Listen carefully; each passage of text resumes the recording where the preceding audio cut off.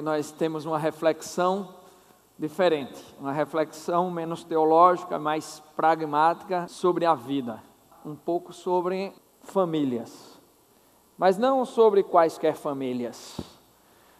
Alguns falam sobre famílias vencedoras, eu quero falar sobre famílias para a glória de Deus.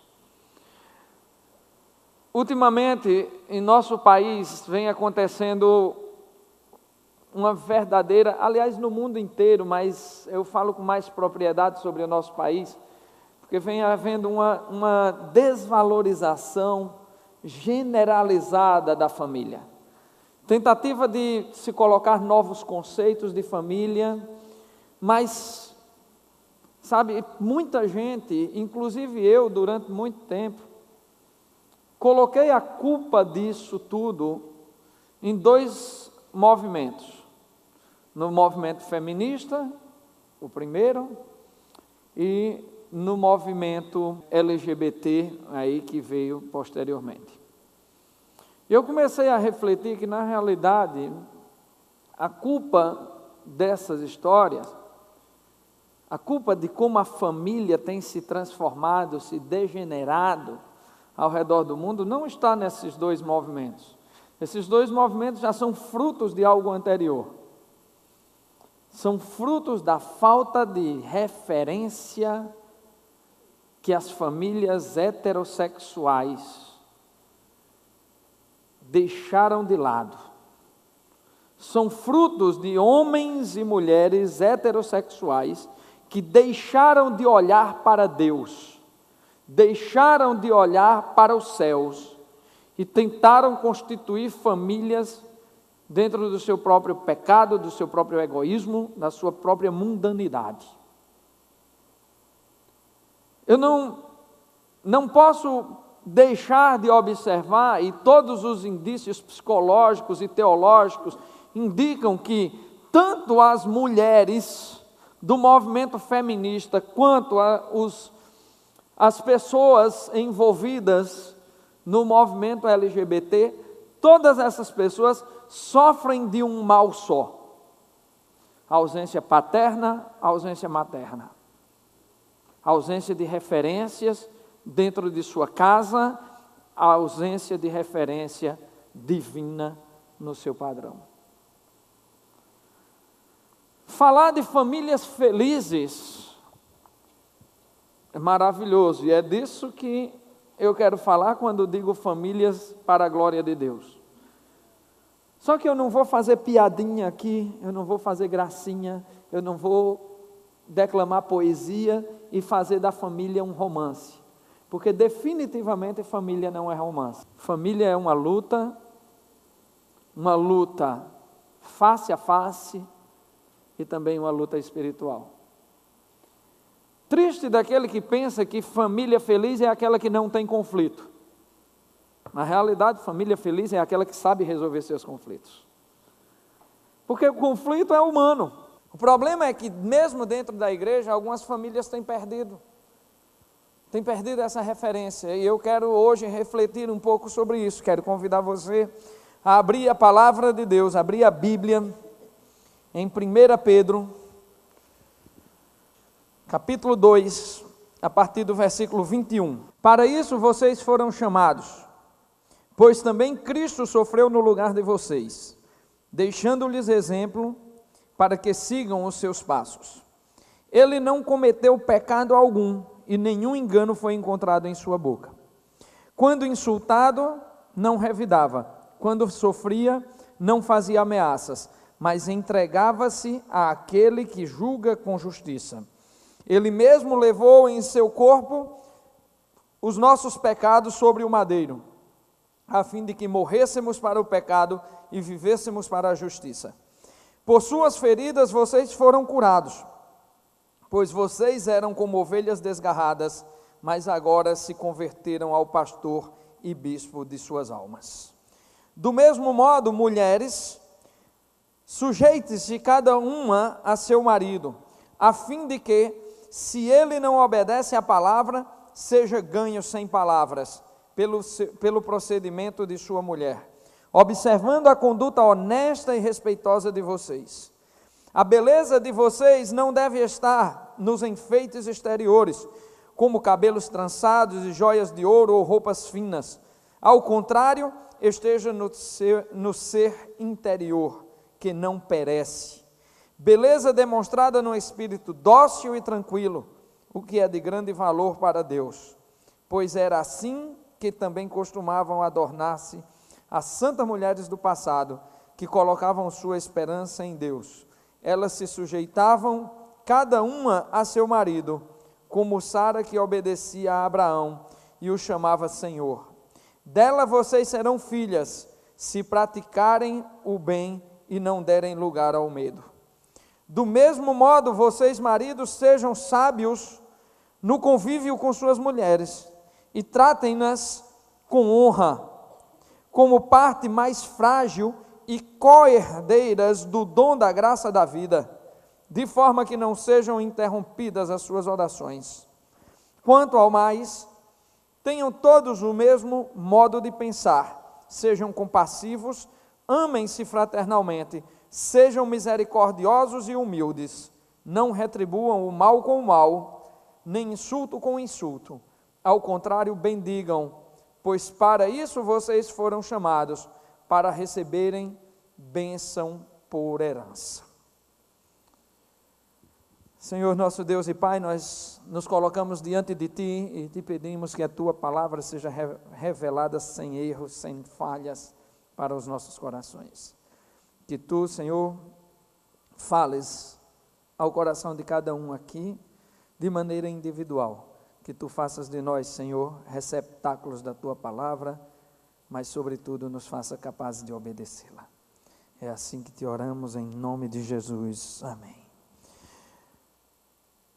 Essa parte do texto que Pedro escreveu começa dizendo: para isso vocês foram chamados, ou seja, para seguir o exemplo de Cristo que ele coloca antes nos deveres sociais dos cristãos, que eu não li para que não gastássemos muito tempo, porque eu queria focar nessa outra parte da palavra, deixando-lhes exemplos para que sigam os seus passos. E aí ele começa a falar do comportamento de Jesus em relação às outras pessoas, aos que se comportaram como seus inimigos, aquilo que Paulo chama lá na carta aos Filipenses dos inimigos da cruz. A primeira coisa, então, que eu quero falar aqui para famílias que foram feitas para a glória de Deus é: tomem como referência a atitude do Senhor Jesus. Esse é o primeiro passo de uma família que quer verdadeiramente ser feliz. Olha o que Pedro chama a atenção acerca de Jesus Cristo. No verso 23 ele diz: quando insultado, não revidava, quando sofria, não fazia ameaças, mas entregava-se àquele que julga com justiça. As famílias têm operado suas relações de maneira estranha. Insultos sendo trocados dentro de casa, pai contra filho, filho contra pai, mas principalmente de esposa contra marido e marido contra esposa. A falta de respeito generalizada, a incapacidade de considerar o outro com seus defeitos. Cada um enxerga apenas a sua humanidade, mas não quer enxergar a humanidade do outro. A falta de decência no comportamento, a falta de coragem para operar de acordo com sua fé cristã dentro do seu lar, tem sido o grande problema destruidor dos lares. Os casos que tenho visto aqui no gabinete, pessoas que casam e depois vêm com dificuldades nos seus relacionamentos, estão em sua maioria a sua incapacidade absoluta de respeitar o outro, a sua incapacidade absoluta de atender isso que está no versículo 23, quando insultados não revidava, quando sofria não fazia ameaças, mas entregava-se àquele que julga com justiça. Quem é aquele que julga com justiça? O Senhor nosso Deus. Entregava-se, ao invés de reagir, o Senhor entregava aquele caso a Deus. Por uma razão só, a grande referência que eu quero tomar no comportamento de Cristo aqui, é porque ele nunca enxergou as pessoas como suas inimigas. Ele nunca tratou as pessoas como suas inimigas. Pelo contrário, crucificado, preso no madeiro, depois de chicoteado, cuspido, humilhado, depois que lhe xingaram, depois que fizeram tantas coisas, que com certeza a Bíblia não conseguiu relatar tudo. O próprio João fala sobre isso. Ele, de braços abertos, sangrando, olha para aquela multidão que zombava dele e diz: Pai, perdoa-lhes, pois eles não sabem o que fazem. Mas as pessoas olham para os seus cônjuges como inimigos, olham para os seus filhos com intolerância, olham para os seus pais como se não devessem a eles respeito. E assim acham muito fácil dizer: agora vamos nos separar. E acham mais fácil ainda, aliás, acham tão fácil quanto acabar um namoro ou acabar qualquer outra coisa, qualquer outro tipo de relacionamento, e nem sequer consideram os filhos que têm. Falar de famílias felizes não é contar poesia. Falar de famílias felizes é falar de famílias que têm a ousadia de olhar para a cruz de Cristo e participar do convite que Ele lhes faz, para sofrer como Ele sofreu, para viver como Ele vivia, para se pagar o preço de viver em família. Não para essa mediocridade egoísta de pagar o mal com o mal, de pagar o insulto com o insulto, de transformar a família num campo de batalha. Pedro não está aqui com nenhum tipo de devaneio teológico ou filosófico. Ele está apontando na prática a atitude do Senhor Jesus. Ele mesmo levou em seu corpo os nossos pecados sobre o madeiro, a fim de que morrêssemos para o pecado e vivêssemos para a justiça. Por suas feridas foram curados. Aqui ele menciona a disposição que Jesus teve em se submeter à dor e ao sofrimento para que nós vivêssemos bem. Eu acho que algumas pessoas não entendem ainda qual é o sentido do sacrifício de Cristo. Algumas pessoas olham assim e pensam que são merecedoras daquele sacrifício. Algumas pessoas olham e dizem assim: era o meu nome que estava escrito na cruz, foi por mim que Jesus morreu. É verdade, foi por você, mas foi também pela sua família, foi também pelo seu cônjuge, foi por quem está ao seu lado também da mesma forma. E Ele lhe convida a fazer o mesmo. Não na mesma proporção, não na mesma dimensão, mas Ele lhe convida a fazer o mesmo. A olhar para o seu marido, a olhar para a sua esposa, disposto ou disposta a sofrer por ele, a sofrer pelo casamento. Gente, eu ainda vou fazer uma pregação um dia só sobre a teologia do casamento. Sabe por quê? Porque é a única coisa que eu me lembro na Bíblia de Jesus dizer: nem todos estão prontos para isso. Nem todos estão prontos para isso. Porque acabar um casamento é entrar em condenação. É entrar em condenação. E as pessoas estão brincando com isso. Não só a nossa sociedade, a igreja está brincando com isso. A igreja está brincando de casar e descasar. A igreja está brincando com a história de apresentar-se diante de Deus, de fazer uma festa que custa milhares, dezenas de milhares de reais, aparecer na sociedade como se fosse uma mera festa, assinar contratos em cartório como se isso fosse a sua maior responsabilidade, não se dando conta que estão diante de Deus. e casam e descasam. Famílias felizes precisam ter noção do que é verdadeiramente um casamento, do que é verdadeiramente uma família. E da disposição em entrar nesse casamento, não para satisfazer as suas necessidades egoístas, mas para ter a ousadia de fazer alguém feliz. Sim, para ter a ousadia de fazer alguém feliz. Porque fazer outra pessoa feliz implica em pagar preços. Quem entra num casamento tem que ter a consciência de pagar o preço pela felicidade do outro, não pela sua.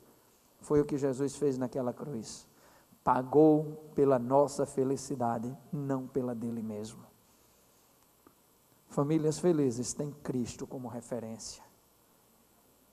Famílias felizes olham para o céu.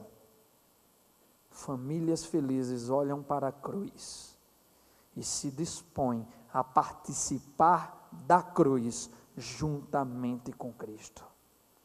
Porque é no sofrimento da cruz que se aperfeiçoa para a salvação da alma. Famílias felizes têm que olhar para Cristo. Então, no capítulo 3, ele começa dizendo assim: do mesmo modo, ou seja, do mesmo modo que Cristo sofreu, do mesmo modo que Cristo se submeteu, do mesmo modo que Cristo se sujeitou ao sofrimento e à cruz, mulheres, sujeite-se cada uma ao seu marido. Queridos, é muito triste ver uma teologia forjada para melhorar a Bíblia. Pessoas se esforçando para dar um novo significado à palavra submissão. Isso vai doer nas mulheres. Ser submissa é sujeitar a si mesmo, do mesmo modo como Cristo sujeitou-se. Minha amiga, sei que algumas vão sair daqui iradas comigo, mas eu vou fazer o quê? Está escrito. A palavra aqui não é submeta-se, é sujeite-se. E agora? E agora, meu amigo? O que é que esse reles mortal, todo aleijado aqui com fibromialgia, sentindo dor da cabeça aos pés agora, sabe? Sem suportar nem estar em pé direito. O que é que eu vou dizer a você, eu que sou esse Zé Ninguém aqui, vou dizer a você, mulher, em relação a isso, se a Bíblia está dizendo sujeite-se? O que é que eu posso alterar na palavra de Deus? E se ela está dizendo sujeite-se da mesma forma que Jesus se sujeitou, ou seja, com disposição a sofrer pela sua casa, pela sua família, o que é que eu vou dizer? Não é bem assim não, não é bem assim não. Não, a única coisa que eu tenho a dizer a você é o seguinte: a palavra diz sujeite-se. Você acredita na palavra se você quiser, se você não quiser, você não acredita. Agora, só tem céu para quem acredita, só tem felicidade para quem acredita, só tem felicidade para quem obedece. É simples assim, nua e crua. Jesus Cristo foi quem disse: a minha palavra é sim, sim, não, não, e acabou-se, está escrito aí. Se tiver escrito diferente na Bíblia de vocês, procure uma versão melhor, tá? Porque, brincadeira, mas é isso que está escrito. Sujeite-se. Está duro, né? Mas vai piorar. Observando a conduta honesta e respeitosa de vocês, para quê? Para ganhar o marido, não pelas palavras, mas pelo procedimento.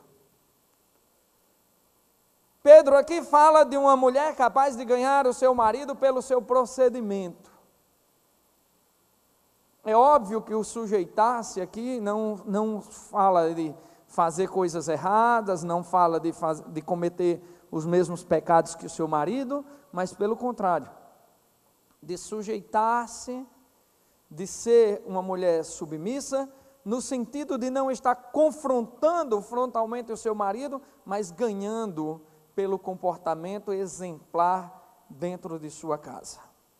Aqui ele fala que não é pelos cabelos trançados e joias de ouro e roupas finas que você ganhará o seu marido, mas pela beleza do ser interior.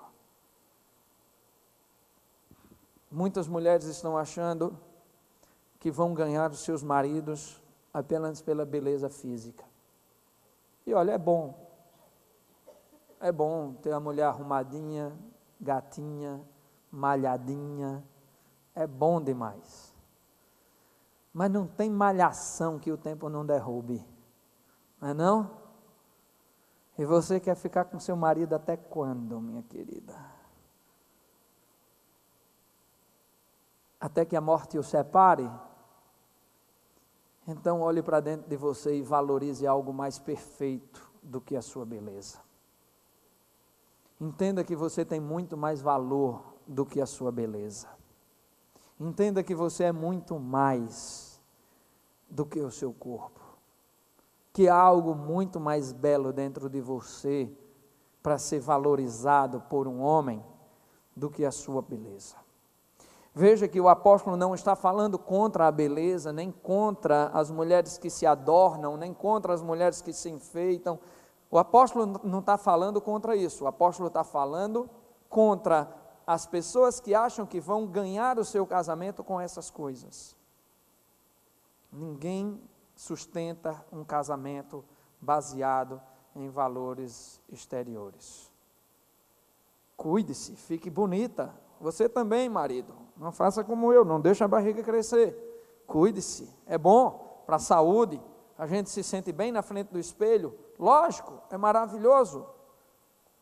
Ser bonito é bom para todo mundo, né? Mas não faça disso o valor no qual sua família vai se sustentar. Agora, ele fala sobre espírito dócil e tranquilo. Fala sobre Sara, que chamava seu marido de Senhor.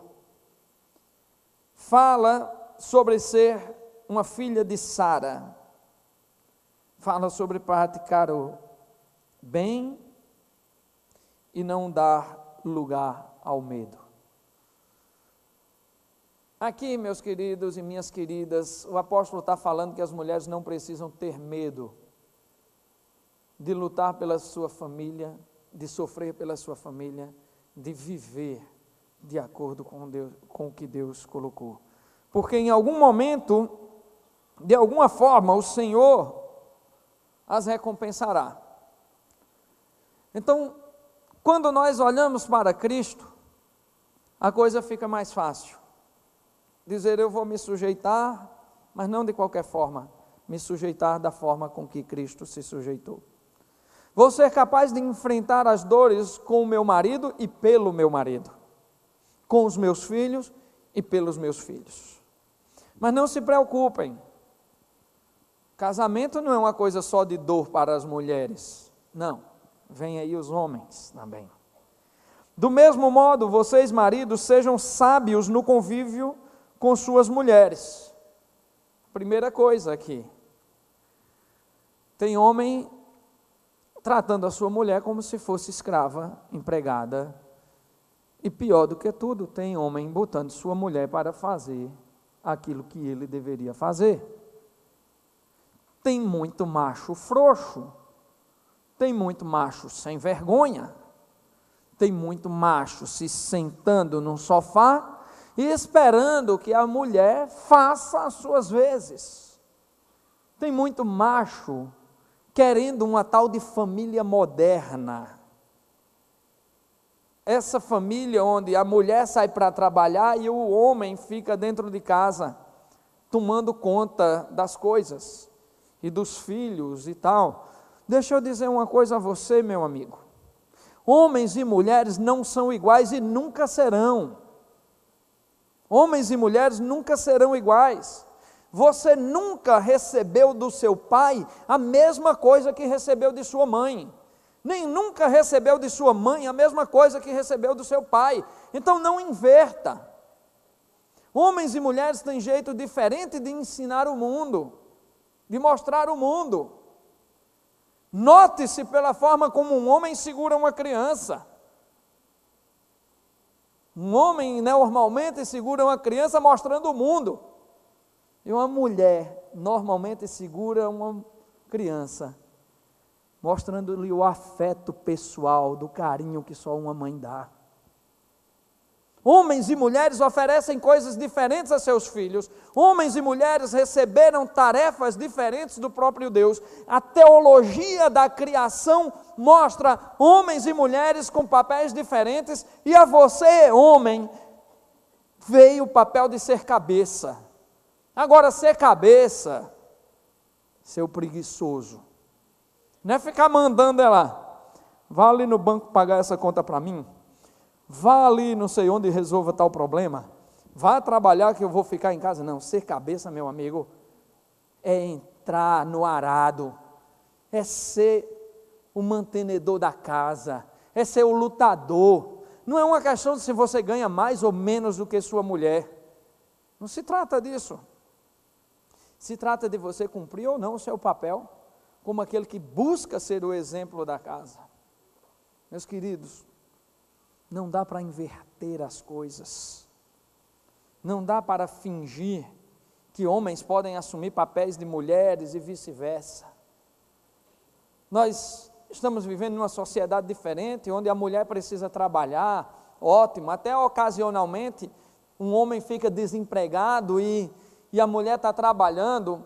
Irmão, massa, tem mulheres que são batalhadoras mesmo, muitas mulheres que são batalhadoras. O que não pode, meu amigo, é você ficar sentado com o rei na barriga, esperando as coisas acontecerem, como se você não tivesse responsabilidade de ser o batalhador de sua casa.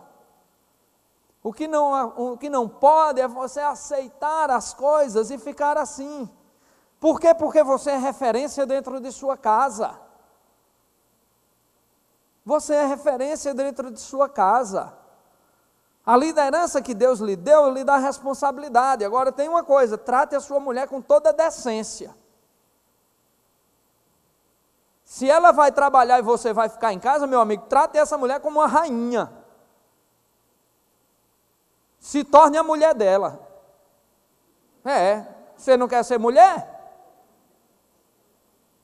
Você não quer que ela assuma seu papel? Assuma o papel dela.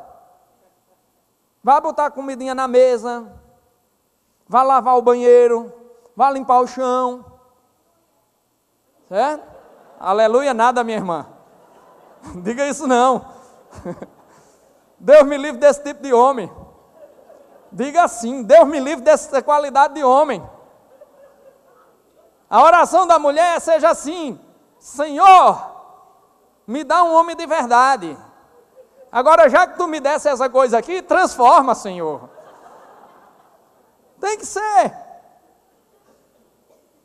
Tem homem que não está vivendo a figura, aquilo que Deus planejou para que ele seja.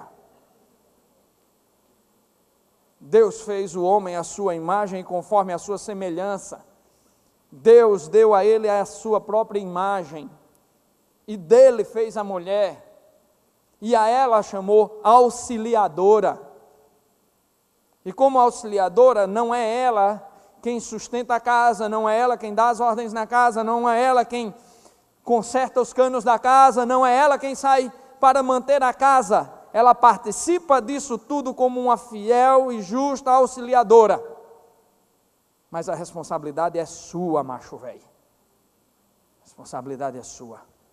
E tem mais. Em Efésios diz que é para você amar essa mulher como Cristo amou a igreja. Ou seja, morra por ela. Morra por ela. Papel do homem. Tratem-nas com honra, como parte mais frágil. Olha só que interessante. Como parte mais frágil. O homem tem que olhar a fragilidade de sua mulher. Como parte mais frágil. Não queira impor a ela os sacrifícios que pertencem a você, não. Não queira impor a ela o sacrifício que cabe a você, porque ela é a mais frágil. E co-herdeiras do dom da graça da vida, ou seja, a herança que Deus estabelece para você também pertence a ela. Você vai ser o cabeça dessa casa, tratá-la com honra, com amor, amá-la como quem Cristo ama, como Cristo amou a igreja. E depois você vai ter a certeza de que ela, apesar de ser a parte mais frágil da casa, ela é co-herdeira do dom da vida com você. Ela é participante igualitária. Aí é onde nós vemos que apesar de Cristo dizer sujeitem-se, apesar do Senhor dizer sujeite-se, Ele não faz a mulher inferior ao homem, faz co-herdeira, agora atribui a ela papel diferente do papel masculino. Somos diferentes e viva essa diferença. Luiz Gonzaga que perguntava, que diferença da mulher o homem tem? Só que ele não soube dizer a diferença. A diferença, meu amigo, é que Deus lhe fez o cabeça de uma casa, mas da sua costela, Ele fez uma ajudadora. Ele fez alguém para participar de sua vida, mas fez alguém que é igual a você. Nem tirou um osso de sua cabeça, nem um osso do seu pé. Tirou da costela, para mostrar que são iguais. Mas cada um... aquela música bonita que tinha ado, cada um no seu quadrado, Cada um cumpra a sua função, cada um viva aquilo que tem para viver. Vamos lá. Versículo 8 ele diz: quanto ao mais tenham todos o mesmo pensar, sejam compassivos, amem-se fraternalmente, sejam misericordiosos e humildes. Gente, isso aqui acho que não tem nem o que falar. Eu acho que isso aqui tinha que todo mundo decorar esse versículo. Decorar, botar no espelho, assim, para olhar, todo dia quando acordar, ler. Quanto ao mais, tenham todos o mesmo pensar. Pense junto com seu marido, pense junto com sua esposa, tenham o mesmo desejo, os mesmos sonhos, alimentem as mesmas vontades, vivam um para o outro, sejam irmãos na mesma fé, amem-se fraternalmente, sejam irmãos na mesma fé, sejam compassivos um com o outro, sejam compassivos, provoquem a paz entre vocês, sejam misericordiosos um com o outro, sejam humildes dentro de casa, porque melhor é ter amor do que ter razão. E tem muita gente querendo ter razão dentro de sua casa. É gente com razão demais. Eu prefiro ter o amor de minha esposa do que ter razão em toda discussão. Eu prefiro ter o amor dentro da minha casa do que razão em qualquer situação. Tenho o amor em mais alta conta do que a razão nas suas discussões. Terminar com esse versículo que diz: não retribua mal com mal, nem insulto com insulto. Ao contrário, bendigam, ou seja, falem bem, pois para isso vocês foram chamados, para receberem bênção por herança. Amigos e amigas, não trazer o mal para dentro de sua casa, não pagar o mal com o mal, não pagar insulto com insulto.